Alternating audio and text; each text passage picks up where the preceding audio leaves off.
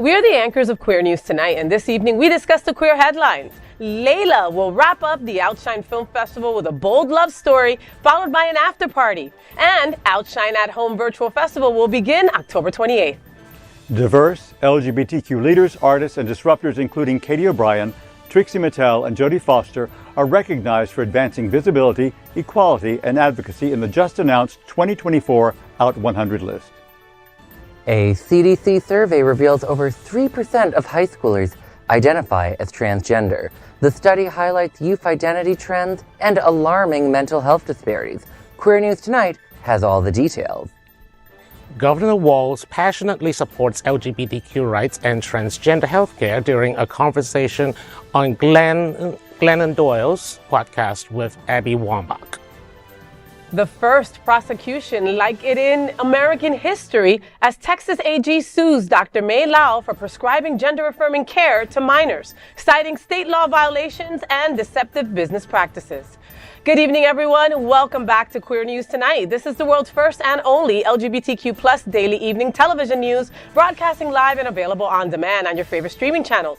We're proud to announce that today, Monday, October 21st, is a great day in the history of this show. YouTube has recognized Queer News Tonight, certified by analytics company vidIQ, that today we now have more than 10 million views on the only daily live queer news show in the world. We are proud that we have more than 1,000 new subscribers in October and that Queer News Tonight has more YouTube subscribers than any other LGBTQ brand in Florida. We thank you for watching and supporting our voice in our community. It is Monday, October 21st, 2024. We are live and literally out of the closet and into the headlines. So many of your important stories we're going to tell this evening on Queer News Tonight.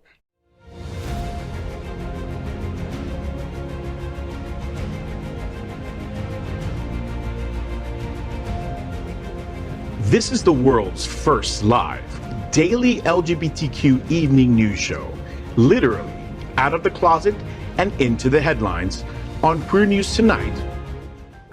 This is the world's first and only unedited live LGBTQ evening news show. Whatever happens unique in LGBTQ news, you will see it and hear it. Hotspots Magazine Happening Out Television Network is a nonprofit 501c3 media company in the same model of PBS and NPR, but designed for the LGBTQ plus community. Our mission is to support the 11 pillars of our community. We want to inform and educate the key issues of lesbian, trans, Latino, Black, healthcare, seniors, students, faith, social justice, business, and queer culture. Help us support our community. We are part of one of the largest LGBTQ nonprofit media companies in America, Hotspots Magazine and Happening Out Television Network. In 2025, our magazine is celebrating 40 years of the LGBTQ experience, and our television news, talk, and entertainment shows support our mission to educate the LGBTQ and broader community. That's right, Bobby, and let's meet tonight's anchors at Queer News Tonight. Let's welcome my brother from another mother. That's Dale Stine right there. Sexy butt in your blue shirt. I love it. He's a celebrated photographer in the LGBTQ plus community. He is the director of music ministry at the famous Unity on the Bay and a moderator of Miami Gay List, one of South Florida's largest LGBTQ plus Facebook groups, which can also be found on IG at Queer List Official. Welcome back, Dale. How you doing, babe? Oh, it's great to be here, sis. How was your weekend? Well, it was great. We just went to a little gala at the Miami Beach Convention Center for the National LGBTQ Task Force. And it's always a star-studded, kind of very festive, wonderful affair. Yes. And it was great to be there and see you and just see our friends. And, you know, it's like a homecoming kind of thing. I loved it. Did you like it? I was happy to see my friends, but I was more happy to see the stars, right? Yeah. The whole Real Housewives were there, and Ginger Minge. I love her. Yeah, she was great. I forgot how much fun and personable and sweet she is. And she's a great singing voice, too. I love her voice. Who knew she could sing, bitch? I thought it was karaoke. Jay Rodriguez was a great host also, Jay Rodriguez. Yes. And Karamo was a great honoree. Yes. Really you know, we've all seen Queer Eye, right? The older one or the newer one. And so to have Jay Rodriguez, that was at the first Queer Eye group, and then he gave an award to Karamo, who's in the recent Queer Eye group. It was beautiful to see. And there was a great story he told about when Karamo reached out to him on IG in the DM and said, you know, I'm doing this reboot, and Jay said he didn't even know about it. So it was very cool to pass the torch. Yeah. So if you want to see all the wonderful pictures, just follow me on Facebook, and you can see all that stuff, or IG, or TikTok, or any of that stuff. But it was great to see you, and it was a wonderful time. And congratulations to the National Task Force. You guys did an incredible job. And, look, even Alex is nodding, and he used to work for you guys, So, he's no disgruntled employee. We'll get to that when we talk to him. Next up, let's welcome Ryan Waugaman. Hello. Hi, a founder of Brickle LGBTQ and Brickle Dog Fam. He moved to Miami in 2020. He's a real estate professional. Ryan fosters community connections while enjoying Miami's vibrant queer lifestyle and supporting local pet causes. Welcome, Ryan. Now, I love that you're here representing OUTshine, but I gotta say, I love a little more that you also got pet stuff, Right. Of course. No, it's really an amazing atmosphere to be. Like, Brickle in Miami, it's so small, it's so self-centered around community, and it's just so great to be able to get to walk the street and be able to know your neighbors. It's just such a fun time. Like, just sit on a bench and then just see someone I know just walk by and be like, hey, Ryan. Yes, it's a great feeling. And it's Brickle, so that bitch got money. Let's be real, right? Or somebody taking care of them. Next up, let's welcome my friend Alex Morash. Alex has written for The Advocate and served as editor-in-chief for Options magazine. He has also served as media director of the National LGBTQ Task Force and press secretary for the Florida Democratic Party. Welcome back, Alex. Where you been? I've been good. I've been, taking care of a new puppy, which is why people didn't see me in September. But I was walking around in Wilton Manor, and I found this copy of something called Outclick, and your face was on it. Oh my goodness. I just want congratulations. I heard you had a great photographer. Yeah. I did. Yeah. Dale Stine. Yeah. Winky. Oh, no, but that Outclick cover was fantastic. It was actually 2 months ago. So if you want to go check it out, go to Outclick and you can see the cover, or you can also see it on my social media. Thank you you're like, who's that? Or mine. You're like, I know that. You're like, I know her. I love that. It's always good to have you, Alex. I love your opinion from your seat is always so important. Mr. Bobby Huen is next. Hey. So Bobby is a certified civil and family mediator and a co-founder of BH Conflict Resolution Services. From Hong Kong and having grown up across the world, he can offer a queer global perspective on current events. Bobby, have you broken up any families or helped put together any families lately, or just, been in between two people that you were like, wow, I didn't expect this to be so messy? I mean, there are always messes, but my services are confidential, so I can never tell. But, you can just tell and no Change name, the name. no names. Like instead of Tammy, it was so Fammy. actually doing a lot of work still helping insurance policyholders with their dispute with insurance companies. Oh my God. Sexy stuff, Bobby. Well, after the hurricane. Numbers and numbers. Yeah. I mean, there will be a flood of new numbers, new claims coming in from Helene and from Milton. Yes. And which is also as a certified civil family mediator who does this a lot. Please, if your home has been damaged by those two storms, file promptly and get an adjuster out there to survey the damage. Get it done quick because the line is forming since 2 weeks ago. And in your personal opinion, insurance adjusters a must?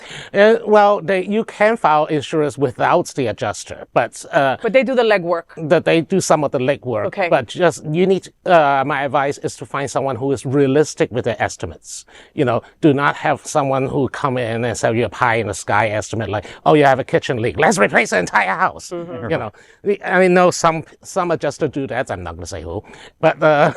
But be careful with who you choose and always read the reviews and always, find someone who maybe someone can refer you to someone. Good point. Word of mouth or reviews are key. Yeah. Very smart. And of course, this is tonight's lead anchor, FayWhat. She is a legendary events host, television and radio personality, and the host of the FayWhat show on Mondays. Faye, you'll be moderating a panel discussion at the Arts United Legacy Tuesday Networking Mixer on October 29th. Tell me what's happening. Yes, first of all, thank you to Legacy Builders and LaTanya for bringing this incredibly important networking and panel discussion event on health to Wilton Manors. So Legacy Tuesday is hosted by Arts United. It's taking place Tuesday, October 29th at No Manors, 2246 Wilton Drive, starting at 7 p.m. So please join us for an evening of community and culture during Health Literacy Month. I'll be your co-host with the incredible Elimination Honor iconics, okay? So it's all about core conversations, empowering diversity through art, and understanding barriers that impact healthcare in our BIPOC and LGBTQIA communities. Brought to you by Legacy Builders, Ujima Men's, Sunserve, Arts United, and Gilead. There's even a costume contest at 9 p.m., all right? So see you Tuesday, the 29th at No Manners. We are the reporters for Queer News Tonight, and this evening we begin with the queer headlines. The LGBTQ plus community in South Florida and across America is diverse. Our community across the world is vast. And here are the bullet points of the queer news for today, Monday, October 21st, 2024. First this evening, let's queer up South Florida and Florida. The 2024 OUTshine LGBTQ plus Film Festival closing night is coming up October 27th. The OUTshine Film Festival wraps up with a bang on Sunday, October 27th, featuring the closing night film, Layla, at the Regal South Beach at 6 p.m. This British-Palestinian drag performer's journey explores the intersections of love, identity, and performance.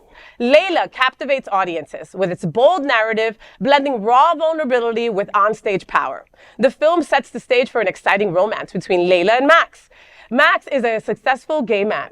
So the whirlwind love story highlights the complexities of LGBTQ experiences across identities, making Layla a must-watch for the community. Then, you know we love to party, so enjoy the after party at IT Italian Trattoria, complete with signature cocktails, an open bar, light bites, a DJ, and some dancing, of course. And that is not all. What else, Faye? Well, for those in Florida, we wish to enjoy movies virtually from the comfort of your own home, wrapped up in a blanket with your boo and your dog. Guess what? OUTshine at Home begins the very next day on October 28th and runs through November 3rd, offering a week of unlimited queer entertainment. To tell us more about the closing night and OUTshine Film Festival, we're joined by our new Queer News Tonight anchor and OUTshine's Ryan Waugaman. Hi, Ryan. Hello, hello. Welcome to the table. So happy to have you here. Thank you all so much for having me. So excited. So did OUTshine tap you on the shoulder to help them promote because you're cute? I wish. No, definitely. So, as you know, I run a social group called Brickle LGBT. We love to capture and create a community and get as much of an audience, and that's really what I was looking for, to be able to help them in this situation. I love that. And so we were talking before the show, and you said that you've gone, like the rest of us at the table, you've gone to the OUTshine Film Festival in the past years. Yes, definitely. And you've had a great time. Of course. It's always a fun time, always a fun experience. Just fun being in a room full around gay people, you know? Yeah, like you just make out to the person to the next of you. No judgment. It's so much like fun. that, right? You gotta keep it spicy. Right, you gotta keep it spicy and sexy. I love that. Yeah. So Layla is closing night, right? And you know, I love that. Okay, you know, OUTshine is by far one of my favorite film festivals, and one of the reasons is your viewing committee crew has to watch like over 300 films. I don't know how they do it, right? Yeah. And then they have to pick, you know, down to their 30 or whatever movies that they end up picking for the film festival. And OUTshine always finds these movies from these other countries that we're not privy to how they live in their queer communities, you know? Yeah. And they have spotlighted films for women. They have spotlighted films for men. They have shorts. They have all kinds of different films, you know? What is the allure of OUTshine all these years to have people coming back for more and more? Definitely. No, I think it's more of having the differential of opinion that's there for it. Like you get to be able to watch a movie outside of your country, being able to see it in the inside. So I truly think that's like a magnificent appeal to it. Being able to surround by other people, it's similar to you, and being able to still learn more about it. Yeah. Where it all comes from. Yeah. And so you're talking about Layla, and Layla's our closing night, right? So tell me what Layla's about. Yeah, definitely. So I really loved the movie Layla. It's very inspirational. I loved how, honestly, it was about drag queens. Like, I've never really seen a movie anything like it before. Like, I think the most, and I think the funniest scene about it was just having like a bunch of drag queens right on the bus. Like, where else do you ever see that? I thought it was just such a funny and iconic scene. Except in Priscilla, Queen of the Desert. Except in Priscilla, yeah, right? Someone's going to say they stole it from there, right? You know, that iconic move in Priscilla's. I didn't see that one, my bad. Well, but I mean, Ryan, you're also 10, so it's okay, right? Oh! But yeah, that was kind of like required viewing, so get on it. Trust me. So much time. Well, Dale will put together a list for you. Not a problem, you know.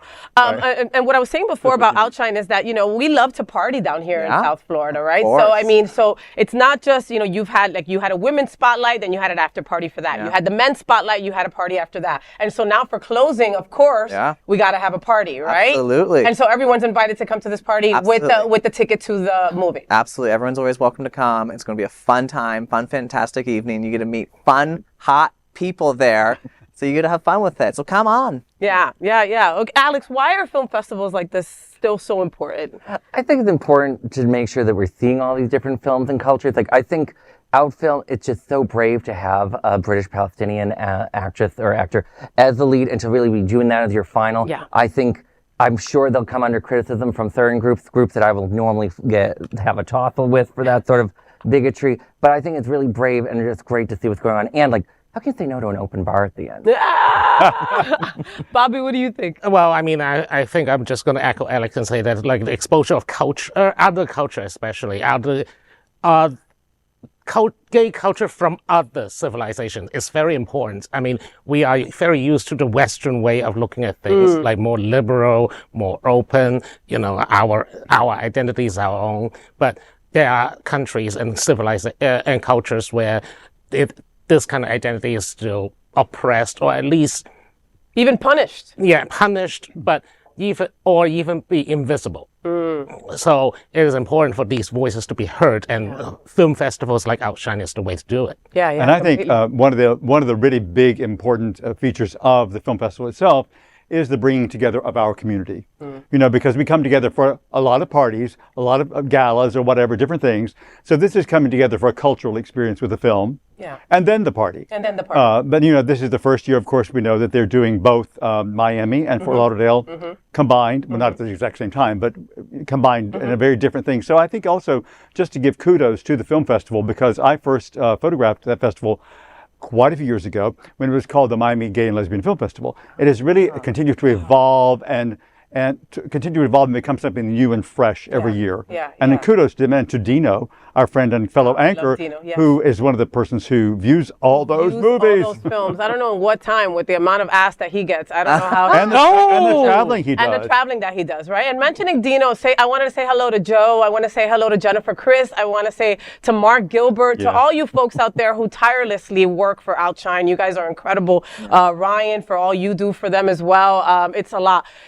Relationships are built at OUTshine. I know people who have met their significant other at OUTshine. I also know people that have been educated at OUTshine, and that is my primary focus when it comes to our community. Layla is about a relationship between a drag queen and a gay man, right? There are so many misunderstandings that people don't understand about the differences between a drag queen and someone who's trans. There is not someone at the table right now that is living that experience to talk about that. But as someone who loves to spotlight drag queens on my show, the FayWhat show, you learn that it doesn't, it's not always the easiest thing to date a drag queen. We just talked to any of our friends who are drag queens and they will say exactly that. Yeah. It is so difficult. So I can't wait for Layla to explore that. Of course. No, I think it's also super important to create a conversation based on it as well. Yeah, have those conversations that sometimes it's hard to have, right? But at the after party, it's perfect. And with some drinks, it'll be easier to have that conversation. Right. All right. So see you guys there at the closing night for OUTshine, and go on their website right now and get that virtual at home. Okay. I love the week after OUTshine to just sit at home with my dogs, cats, squirrels, and all the other pets that me and my wife have, and just order in Uber Eats and watch a bunch of movies. That's a wonderful date night to have. Trust me.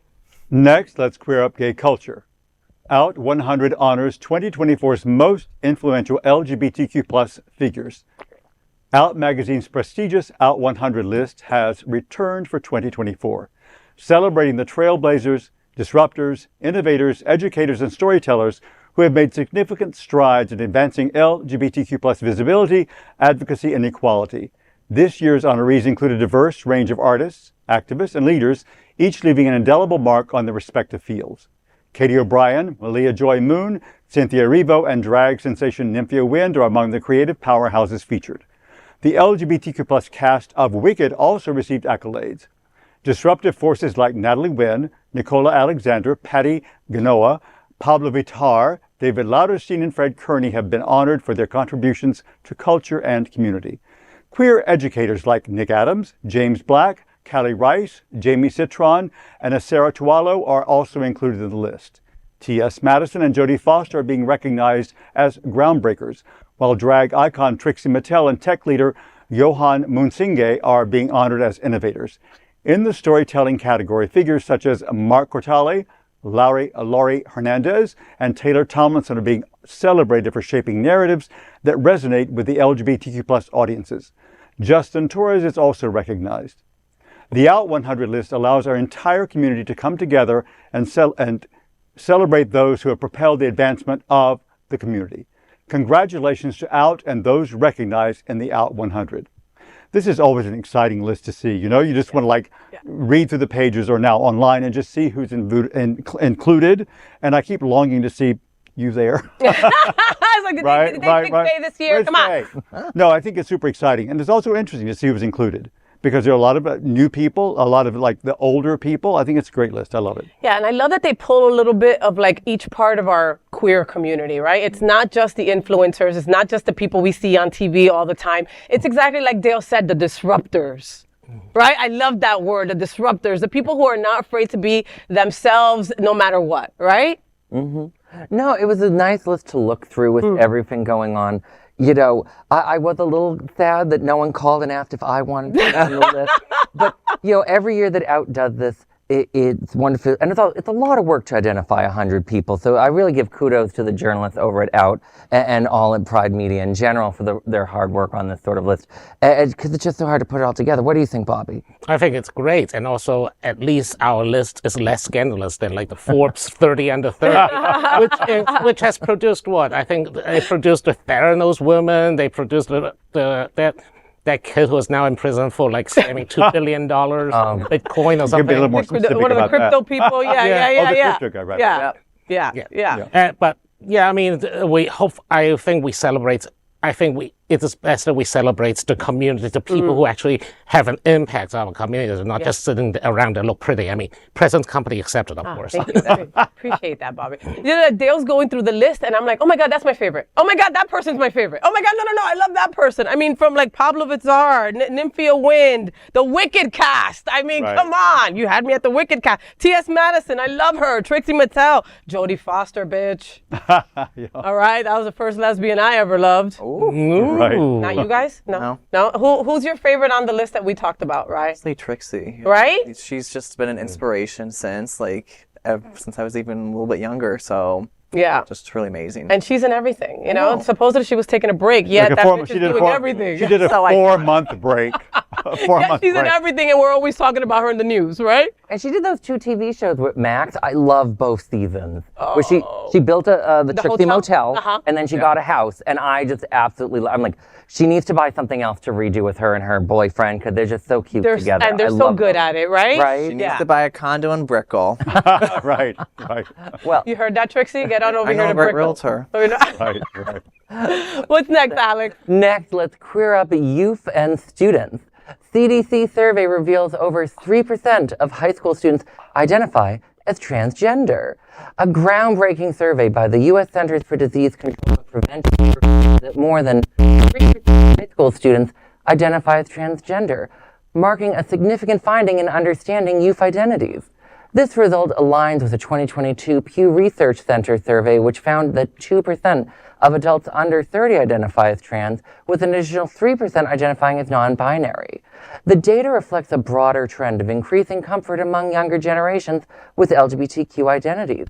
An earlier survey highlighted that nearly a third of Gen Z individuals describe themselves as something other than cisgender and heterosexual, compared to only 16% of millennials, 7% of Generation X, and just 4% of baby boomers. The survey also uncovered alarming health disparities for transgender students. 26% of transgender and questioning students attempted suicide in the past year, compared to 5% of cisgender male and 11% of cisgender female students. The data shows that schools contribute significantly to this distress, with 25.3% of transgender students and 26.4% of questioning students skipping school to feeling unsafe. Trans youth also face family rejection, leading to a crisis of youth homelessness exacerbated by discrimination in shelters and social services. You know, I was looking at this from the CDC, and it's wonderful to see them finally start asking these sorts of questions, because we don't ask youth these identities enough. I think, too often we're told like how small or how large the trans community is. Like, these are numbers that are actually larger than the number of people that have red hair, for instance, in this country. And we really need to understand that trans kids are a part of our society. I think the most disturbing finding, honestly, was not only the trans youth suicide number was horrifying. 25%, that's crazy. Yeah, but that's per year that attempt. 5% and 11% of that's still an alarmingly high number. 5% to 11% of cis kids. Now, as to the number that want to identify as cisgender and heterosexual, who on earth wants to be cisgender and heterosexual? Goodness, I'm glad to see more young people are coming up with new identities and new ways of embracing diversity. What do you think, Faye? I mean, it's, again, that hurts. The 25% of that group trying, we're taught by the Trevor Project every year about how high the percentage of kids in LGBTQIA that attempt suicide every year. And trans kids are at the top of that list, 3% of high school kids are trans. Think about that. That's a big ass number. We are everywhere, and these people have to start understanding and seeing us that way. The disparities are just way too much.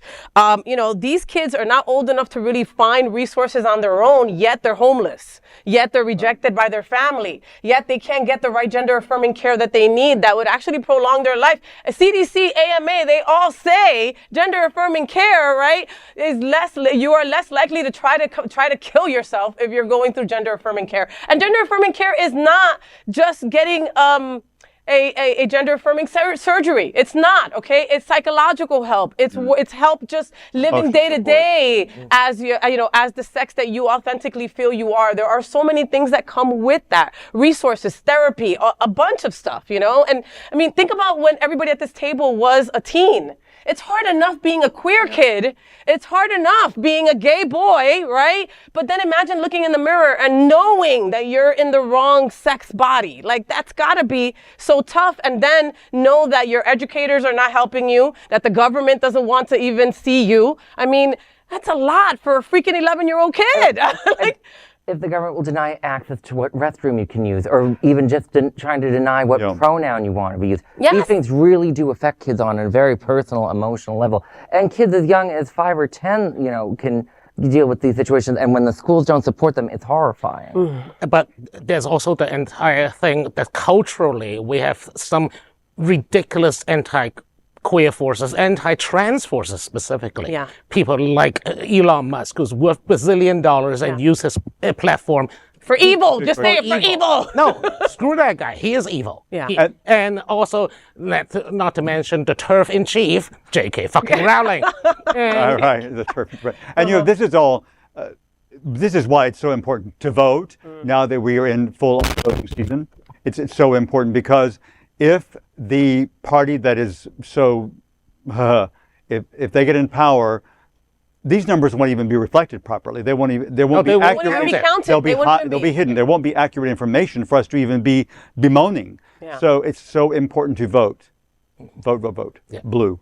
Vote blue. Blue. All right, Bobby? Oh. Next, let's queer up students and youth. Again, Tim Walz advocates for LGBTQ rights on We Can Do Hard Things podcast. Governor Tim Walz engaged in a candid conversation with author Glennon Doyle, her partner Abby Wambach, and her sister Amanda Doyle on the latest episode of the We Can Do Hard Things podcast. Walz spoke about pressing election issues, including abortion and gun violence.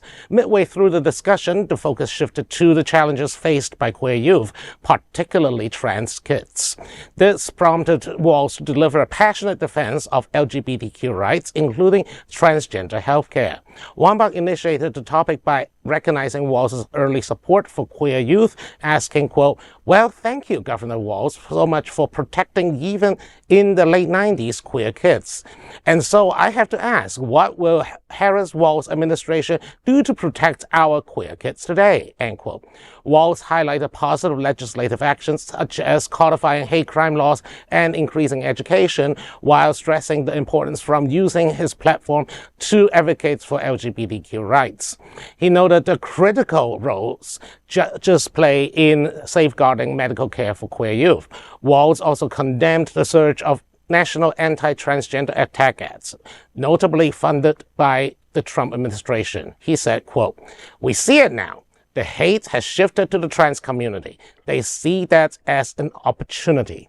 His comments follow a day after Kamala Harris defended transgender rights in a contentious Fox News interview, signaling a resolute stance from the Harris-Walz tickets amidst rising anti-trans sentiments. Thank you, Governor Walz, first of all. I mean, the guy, look, almost every politician, no matter how clean they are, sometimes they have skeletons in the closet, something like a misstep or even a bad comment back in the day. This guy literally has none. The entire football team and the coaches, who are now grown adults, are back to endorsing him. Right. Yeah, and are better adults because of him. Yeah, the Trump side is literally trying to AI generate things to discredit him, and that still doesn't work Because they don't have anything. Right. Exactly, there's nothing. And for a Midwestern white straight teacher, male teacher, to start or at least advise gay straight or alliance, that's groundbreaking back then. And for the 90s? Yeah. I mean, that's huge groundbreaking. He was a trailblazer in his own right. Totally. Yeah. Absolutely. Yeah. I will warn that we sometimes put Walz on a little too high of a pedestal. He has made some comments that have been a little inaccurate. He got after a wedding, you go on honeymoon. He got his honeymoon confused with the dates of the Tiananmen Square massacre. Okay. Like, that's not things that are the end of the world stuff. I say that because people often put people on a pedestal and then the other are like, well, he got this one little thing wrong. And I'm like, I wish that was the worst thing people got wrong. Though I will say, in a compliment to Tim Walz, I tend to say that Democrats suffer from triple D syndrome. Democrats don't deliver. But I always have to do a little caveat, except there's this weird governor and legislature in Minnesota doing all this great stuff, and it's Governor Walz. And I always remind people, like, he's one of the few that has actually delivered. Will he be, vice president in a few months? I hope Fingers so crossed. in many ways. I'm not going to bet money on it the way the polls are looking. But, God. he's certainly done a lot to try and help boost Kamala's chances. Yeah. Yeah, I mean, that's the kind of ally that we talk about when we say allies are important, right? Is someone like Tim Walz. He was that teacher that helped with the GSA. He was, as a football coach, right? You deal with toxic masculinity in a gym, right? That's part of it, in a locker room, right? And he helped kids that were being bullied during that time. That may sound insignificant, but to us queer people, that's huge, That is a warrior without the cape. And he was doing it when he was not seeking kudos. Yes. Because he was doing the work behind the scenes or in real life, but not seeking any fame for it. Yeah. Just actually boots on the ground doing it. Yeah.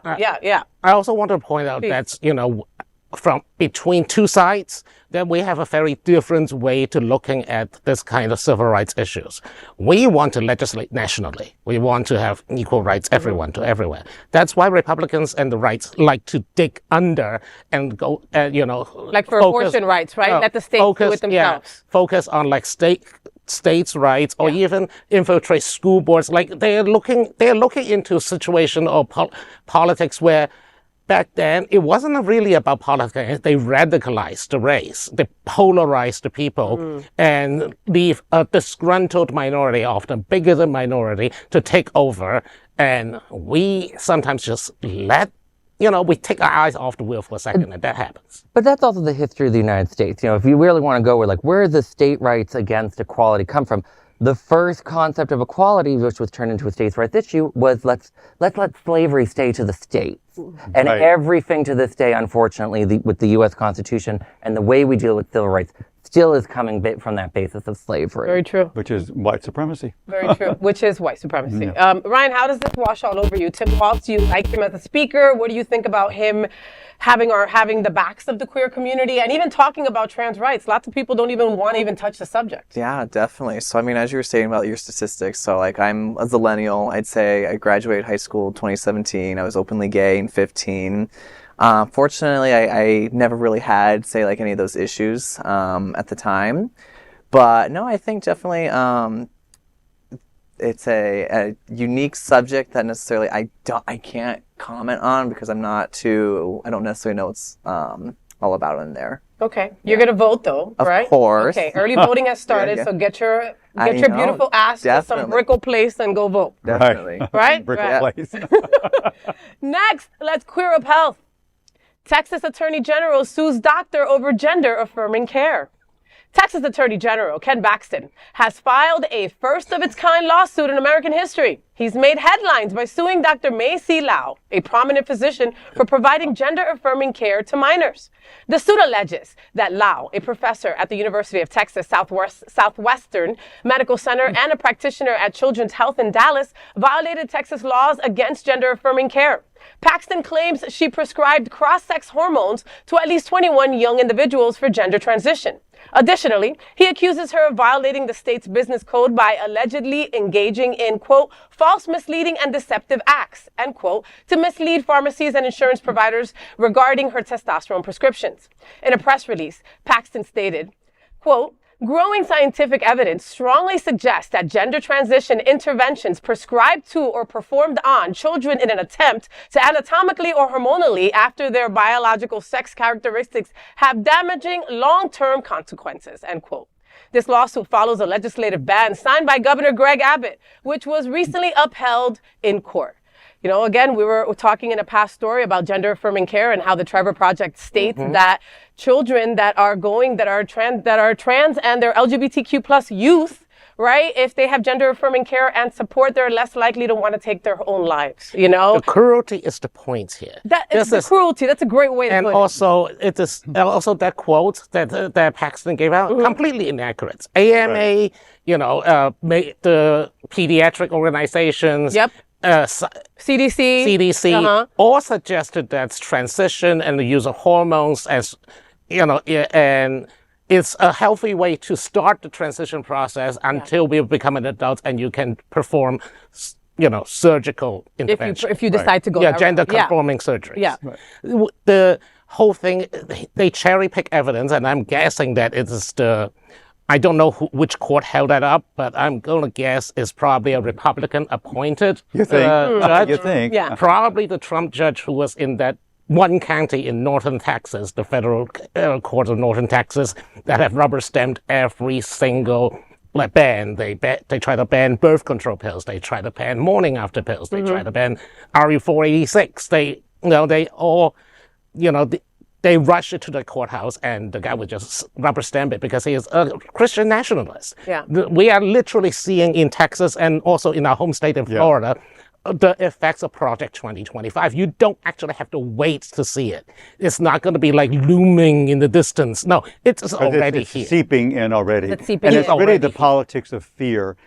Just fear and fear-mongering, and making people afraid of what they don't even know anything about. Yeah. And what they think they don't know anything about, because chances are that everybody has some connection with a trans person, or, you know, so it's just, go ahead. I think the politics of fear is too kind. You know, the governor of Texas, I did a piece a few months ago about authoritarianism that we're seeing in this country, and I didn't realize a man shot and murdered someone because he was a right-winger, going after a left-winger, and the governor pardoned him. It is legal. Hunting season is open on the left in Texas, and it is a very scary thing to see that. And people are like, well, what is this connected with that?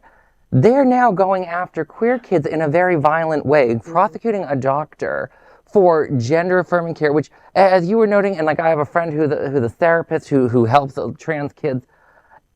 You don't just walk in there like, okay, let's just start tomorrow. I got the plastic surgeon on speed dial. That's not you don't how walk it works. in and snip. It is a multi-year process.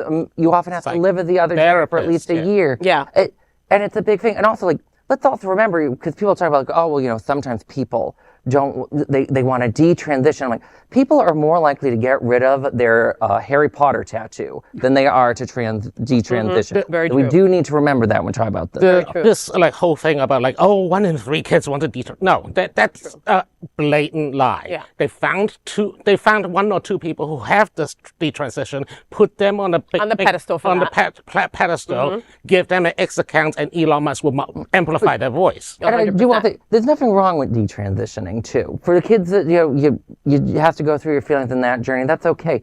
But it's very rare because there are all these processes in place. Exactly. Right. Yeah, it's not a 1, 2, 3 thing. And how about the healthcare practitioners now that, my wife is a nurse practitioner and I got to tell you that she's afraid of DeSantis and she's not afraid of too many people. Because people can go to prison. Well, that's also your livelihood, I mean, like that's how you make your living. And like you're gonna be afraid to lose your license because you're helping someone. Isn't that a vow that you take or some shit when you decide to be a health practitioner? But it's not just also being afraid of those things. It's being afraid of the people who are being egged on with this information, who have AKR, what are those called? AR-15. Yeah. Who have guns and are willing to use them. Yeah. At the end of the day, it is knowledge that are being under attack. Their movement is completely anti-intellectual. They want you to not learn anything so that you can fear everything or just believe what you tell them. Yeah. Sounds like Korea, doesn't One it? thing I know. Miami's an international city. We don't get this political. Well, we do, actually. Yeah, they Abbott do. and DeSantis are the same. Yeah. Go to Gayocho. Go to Gayocho. Trump flags are everywhere. I've got my brickle bubble. Yeah, for sure. You go a little bit more south, you'll see we're very similar. West. And unfortunately, DeSantis and Abbott are all taking pages out of the Trump book, and they're really trying to instill that on us. I can't wait for DeSantis to be gone already. Yeah. Are we counting down the days? Yeah. Oh my God, we should have 2 years left. We should have a countdown. Oh my God. All right. What's next, Dale? Next, we are proud of our special partnership with Sunshine Cathedral, the world's largest queer church here in Fort Lauderdale. Supporting that partnership, we're broadcasting from our permanent set here at Sunshine Cathedral at the Happening Out television studios. We broadcast Sunshine Cathedral's Sunday service every Sunday at 10:30 a.m.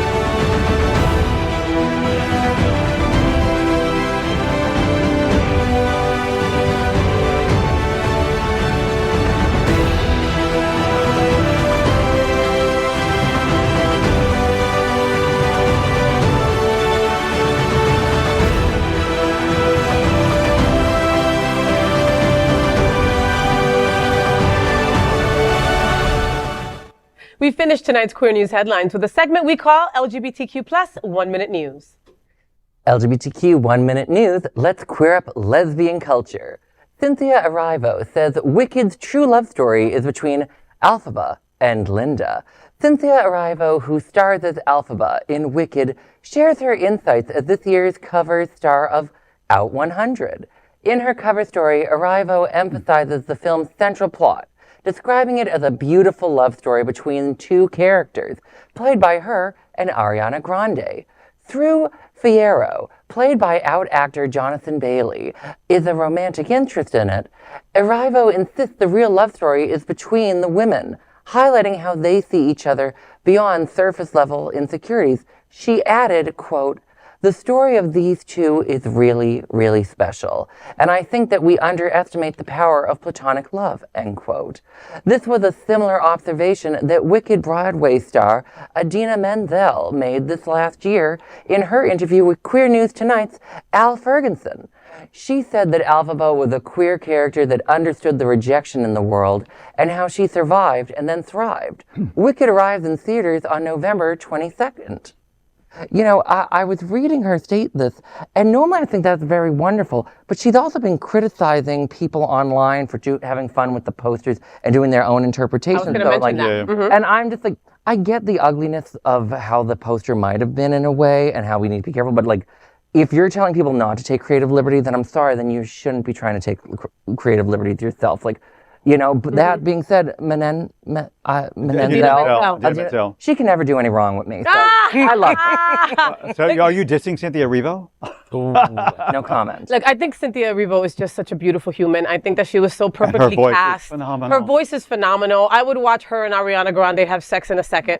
And, you know, Wicked is one of my all-time favorite musicals. And, you know, I always saw it with that, like seeing their relationship be more. And you know how they always say that us gay people want to make everybody gay, right? But like me watching Wicked, I was like, their love story is more powerful. And it's really what brings me to want to watch Wicked over and over and over and over. I cannot wait for the film. I've already bought my tickets to the opening You night. did? I already bought You them. did? Yes, I'll Where? add you. I'll add you to it. And you know, and so about what you were saying, Alex. So the story is that for you know, the cover, one of the covers is Cynthia Erivo and Ariana Grande next to each other, and Elphaba has the black wigs hat on, and it's partially covering her face. Well, in their movie poster, you see her face clearly. You see Ariana there clearly as Glinda. In one, a fan, I guess, redid the poster covering Cynthia's whole face. Right, and she took that personal. She has a right to take it personal, Alex, but I also don't understand why get so mad about it. Made a big, you know big what I ruckus. mean? She did make a big ruckus. She made a big ruckus of it. And she's got the right? Because again, if I'm taking a picture with Dale and then all of a sudden my face is covered, I'm gonna be like, what the F? You didn't want the brown girl in the picture. You know? So we have the pictures on the screen right now. You know, I mean, but all the coverage that Cynthia's getting on this, she's got the cover of Out 100. You know, girl, enjoy the love, enjoy what's about to happen, right? Because Wicked is not just one movie, it's two, right? So she's going to get a lot of love and a lot of spotlight and a lot of play. Don't take it personal. We're constantly fighting, right? As queer people, we're constantly fighting as black and brown people, right? Sometimes just enjoy it for what it is. Does that make any sense? Yeah, totally, You know? And then yet again, at the same time, she's entitled to express and do and use her platform as she chooses. You know, like we're all triggered by different things. Maybe that completely just makes her feel less than and not enough, and she has to take that moment. Because we're not walking her journey, so we're not entitled to her feelings. And I think we've done a great job at sticking to one and two sentences. Okay. You know what, Alex? It was about Wicked, which is like my favorite. I'm just as bad. Which is my favorite musical of all time, so we're going to talk about it anymore. And guess what?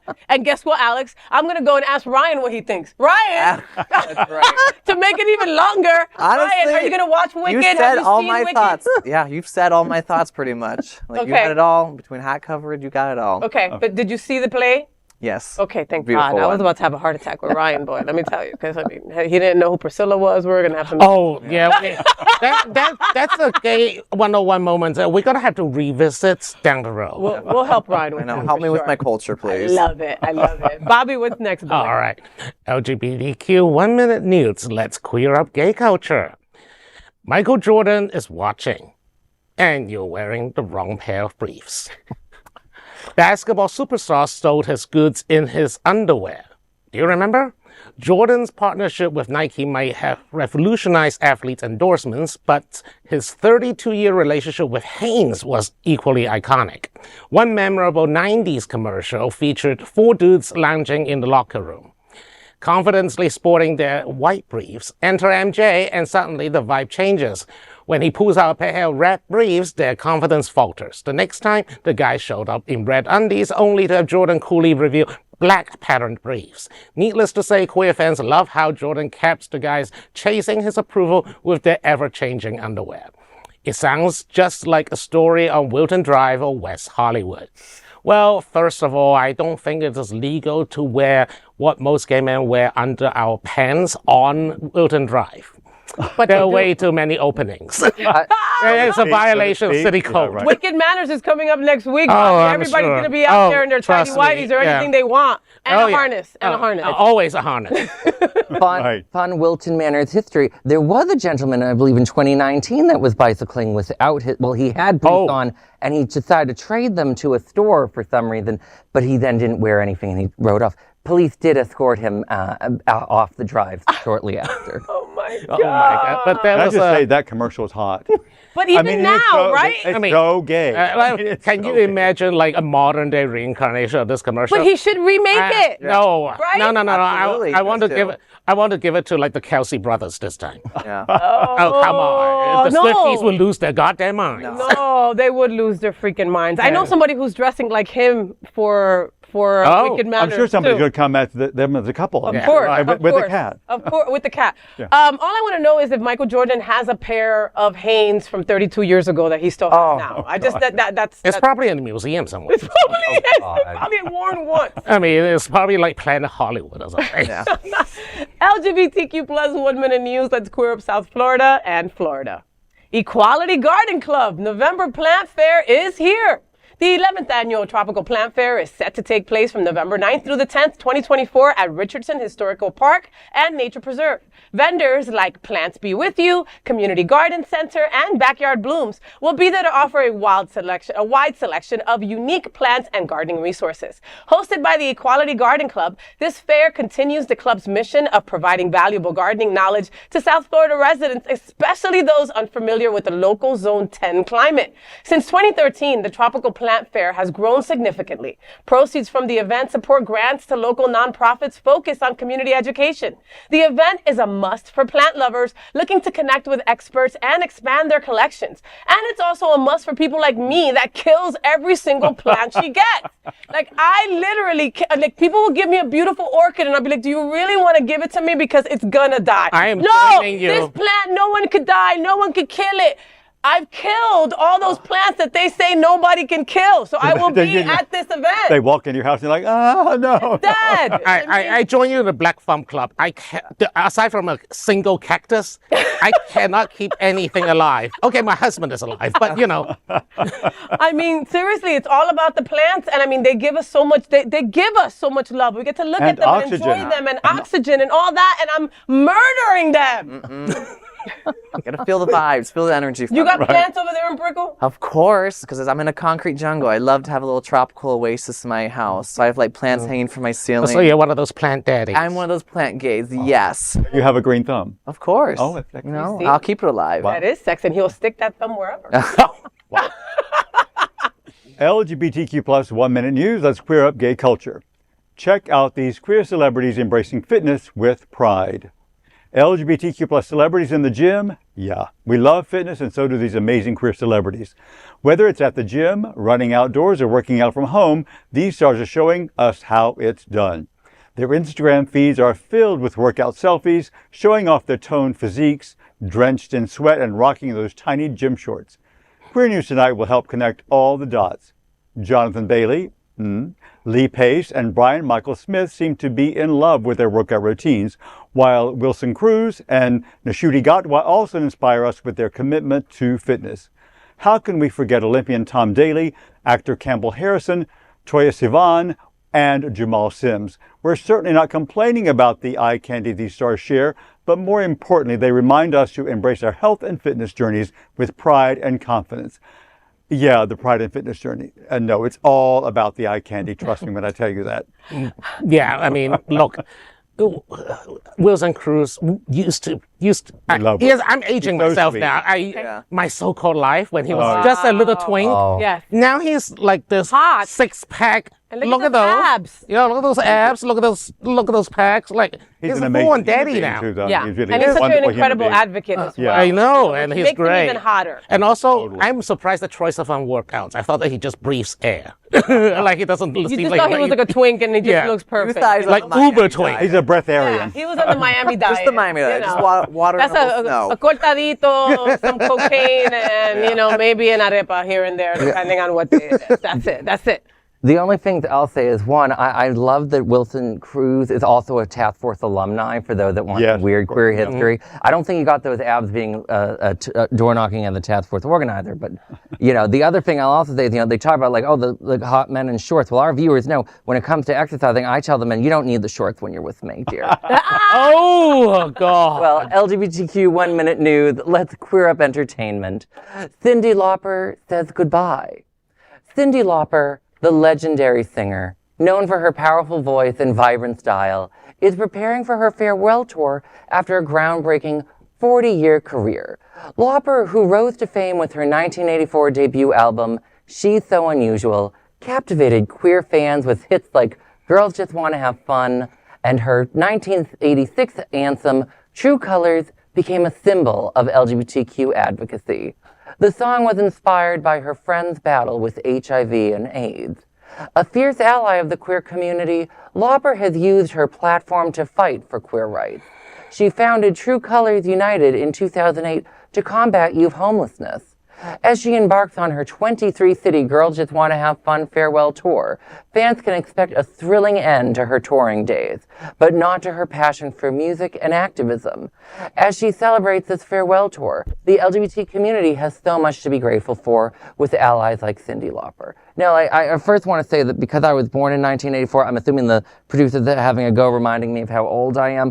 But that being aside, I've always loved Cyndi Lauper. She's just been so good. You know, I'm sad we didn't include like Girl Bop, I believe the name was, about female masturbation. You know, she put female masturbation on the map, and for that we thank her. Right. She even sang the song for the Goonies, I think. Now I just dated myself. Because, God. You know, like, you know, True Colors, right? I can't hear that song without like waterworks happening, right? I mean, and they play it at so many huge, important events in queer community, right? And it's just, it just surpasses time. And I see people like, you know, like Ryan hearing the song and they weren't around when the song came out, and it's still being like that strong. It's totally a timeless classic. Timeless classic, you know? She's and coming. we talk about Kiki Boots. I mean, you know, she was also. Yeah, and hello. Kiki Boots. I mean, come on, you know what I mean? With Billy Porter, and I mean it's still an exceptional musical. You know, Cyndi Lauper keeps reinventing herself and still standing up for rights, for our rights, for straight people's rights, for everybody. She's an exceptional human being. She's coming to Hard Rock next month, November 8th. I tried to get tickets, and the cheapest one is $500. Oh, wow. You go to StubHub like 2 hours before, and you see what you can get on StubHub. Well, yeah, that's true. But I also just want to applaud Cyndi for retiring with grace. Like, how many times have we had certain pop acts? Cher. No, but Cyndi usually has opened for her. Madonna. For Cher many times. I'm not going to name names. I'm going to get pelted by rocks on the drive. But as you would deserve for saying that Cher has done what? No, not done great. Yeah, but she hasn't done any farewell tours recently, as far as I know. And I know that I'm sure Cyndi Lauper would want to devote the rest, the rest of her life for advocacy and other things that not necessarily involve or composing or creating another musical. Another musical. Yeah, she can do that too. Yeah, you know, or residency in Vegas. Or residency. That's how they tend to do it. They do the farewell tour and then they move to Vegas, which is smart. She can totally do that because she's not doing stadiums. This is not a stadium era's Taylor Swift tour. Right. You know what I mean? This is Hard Rock Live that is pretty big, but it's not the stadium. No, right. You know? Speaking of Taylor, oh my God, the show's the crazy. Oh my God, 3 days. So Taylor literally closed down our South Florida cities for the last 3 days. Every drag brunch was a Taylor Swift brunch. Every makeup artist had to paint these girls like Taylor Swift. There were friendship bracelets flowing everywhere, right? They had to close down the turnpike. People who lived in the area were the only ones that were allowed to drive through there. There was no tailgating. Like, it was crazy for 3 days. What did the Taylor Swift makeup look like? Just some basic foundation and like two little things of blush barely? What every suburban girl looks like. Yeah. Oh, God. Like suburban girl from 15 years ago. Remember? And certainly not the makeup that is Cyndi Lauper. Okay. Well, Cyndi Lauper is a very distinctive. Bring it back. Bring it back to Cyndi Lauper. We love you, Cyndi Lauper. Get your tickets today. Love you too. Right? She's on tour. This might be her final tour. Yeah. And that's it today for tonight's news. For today's news for the LGBTQ community on the world's first and only daily LGBTQ evening news show. If our community is important to you, share this news with your friends and family. Join the conversation on your favorite streaming platform. Queer News Tonight is the only live LGBTQ plus digital television show in the world that is out of the closet and into the headlines. We need your support. If our community is to grow, we must tell our stories and bring them to the attention of the broader world. This is the only place in the world that tells these types of LGBTQ stories in motion and sound. That is the passion of Hotspots Magazine, Happening Out Television Network, and Queer News Tonight. I'm your anchor, FayWhat. And on behalf of these LGBTQ plus reporters, the incredible anchors of Queer News Tonight, including Dale Stine, Ryan Waugaman, Alex Morash, and Dr. Bobby Huen. We will see you daily at 8 p.m. We remind you that the presidential election is just 14 days away. Stand up for equality, rights, and representation. Early voting has started today across most of the country. So get your voting done now to avoid long lines. Let's make history together. Let's vote for a better future. See you next time. Bye. Bye. Bye.